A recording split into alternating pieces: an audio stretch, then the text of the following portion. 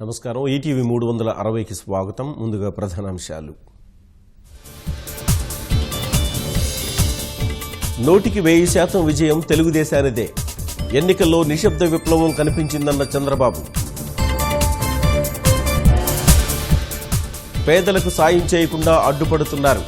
వైకాపా నేతల తీరుపై ముఖ్యమంత్రి ఆగ్రహం.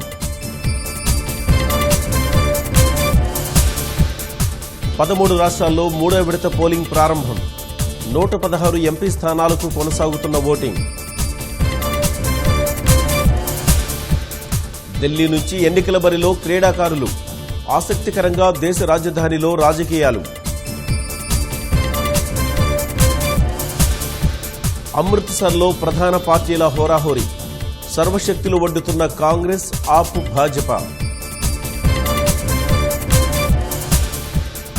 ఈడబ్ల్యూఎస్ రిజర్వేషన్లతో పెరగనున్న వైద్య విద్య సీట్లు అదనంగా కేటాయించాలని ఎంసీఐ నిర్ణయం.